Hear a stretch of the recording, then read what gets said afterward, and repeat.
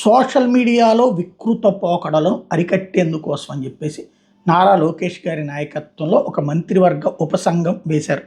ఇందులో ఈ సంఘంలో సత్యకుమార్ యాదవ్, నాదెళ్ల మనోహర్, కొలుసు పార్థసారథి, మంగళపూడి అనిత సభ్యులుగా ఉన్నారు. కమిటీ కన్వీనర్గా సమాచార పౌర సంబంధాల శాఖ కమిషనర్ వ్యవహరిస్తారు. సోషల్ మీడియాలో ఈ పెడపోకడలు అన్న దాంట్లో ఒక్కసారి ఆత్మతో సమీక్షించుకుని చెప్పండి, మన పాపం లేదా?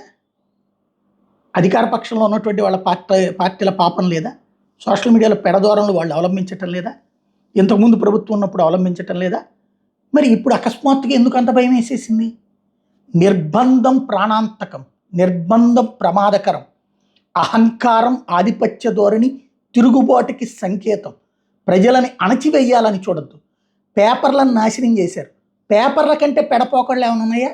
టీవీల కంటే పెడపోకళ్ళు ఏమైనా ఉన్నాయా? పేపర్లు, టీవీలు యాజమాన్యాలు అమ్ముడుపోయి పాపం వాళ్ళ జర్నలిస్టులకు కూడా జర్నలిజాన్ని మర్చిపోతున్నారు. రాజకీయ పార్టీలకి తాబేదారులుగా వార్తలు రాయాల్సి వస్తుంది.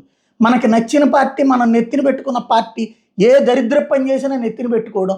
అదే మనకి నచ్చని పార్టీ, మనకి నచ్చని ప్రభుత్వం ఉందంటే గనక ఎంత మంచి చేసినా దాని మీద విషం చెమ్మడం అనేటటువంటి అరాచక, అసహ్యకర, నీచమైన, దుర్మార్గమైన, దారుణమైనటువంటి దిగజారుడుతనానికి మీడియా తయారైపోయాక, పేపర్లు, టీవీలు తయారయ్యాక ఎవరి అభిప్రాయం వాళ్ళు వ్యక్తం చేసుకునేటటువంటి అవకాశం ఉన్నటువంటిది సోషల్ మీడియా. దాంట్లో పెడధోరణులు అంటే భారతి గారి మీద పెట్టిన పోస్టులు పెడధోరణలే, భువనేశ్వర్ గారి గురించి కామెంట్లు పెడధోరణలే అవుతుంది, బ్రాహ్మణి గారి గురించి కామెంట్లు పెడధోరణలే అవుతుంది. దాన్ని అడుపు చేయరు, దీన్ని ప్రోత్సహిస్తారు. ఎందుకని? మన వాళ్ళకి ప్రాబ్లం వస్తే రెచ్చిపోదాం, లోపలేద్దాం. మన వాళ్ళు వేరే వాళ్ళకి ప్రాబ్లం క్రియేట్ చేస్తే నటిద్దాం. ఈ ధోరణిని ఆపుకోండి.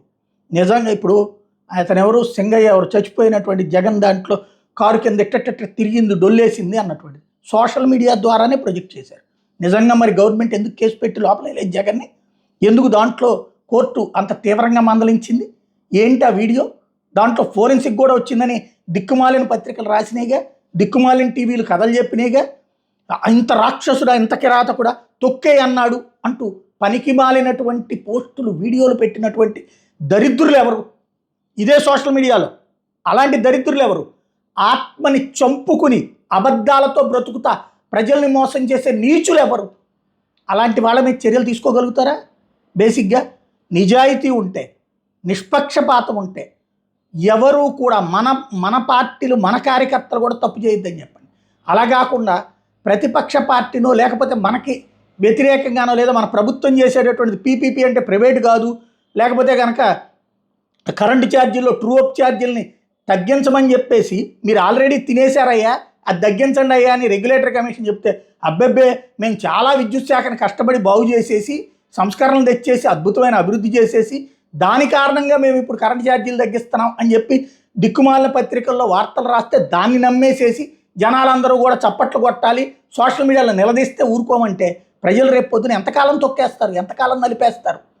అదే సందర్భంలో సూపర్ 6 పథకాలకు సంబంధించిన దాంట్లో ఏవైతే 2 ప్రధానమైనటువంటిది, ఆల్రెడీ దీపమే గ్యాస్ ఇచ్చారు, గుడ్. అట్లాగే ఇది బస్సులలో అలౌ చేశారు, గుడ్. అట్లాగే రైతులకి 5,000 రూపాయలు డబ్బులు వేశారు, గుడ్. ఇట్లాంటి జరిగిన వాటిని, అలాగే తల్లికి 100 డబ్బులు వేశారు. ఈ 4 జరిగింది. 50 ఏళ్ళకి పెన్షన్ అనేటటువంటిది, అంటే పెన్షన్ స్కీమ్ దీంట్లో లేదు సూపర్ 6లో, కానీ అది పక్కన పెట్టేద్దాం. ఈ రెండింటికి సంబంధించినటువంటి ఏదైతే ప్రధానమైనటువంటిది 1,500 ప్రతి మహిళకి అన్నటువంటి నిరుద్యోగ వృత్తి లేదు. ఇదే మొక్క అడిగితే రేపు పొద్దున ఏం మాట్లాడతారు మీరు? అది దుష్ప్రచారం అంటారా? లేదా సూపర్ 6 సూపర్ హిట్ అయిపోయిందని అందరూ అనాలంటారా? ఇవేనా వీటి కోసం వేస్తారా? నిజాయితీగా, నిష్పక్షపాతంగా ఉన్నది. ఎప్పుడైనా సరే ప్రజల భావ ప్రకటన స్వేచ్ఛని చంపేయాలనుకుంటే ప్రజలు అలాంటి ప్రభుత్వాలని అంగీకరించరు. అలా వాళ్ళ నెత్తిన దుర్మార్గంగా ఆధిపత్యం చెలాయించాలనుకుంటే ఒప్పుకోరు.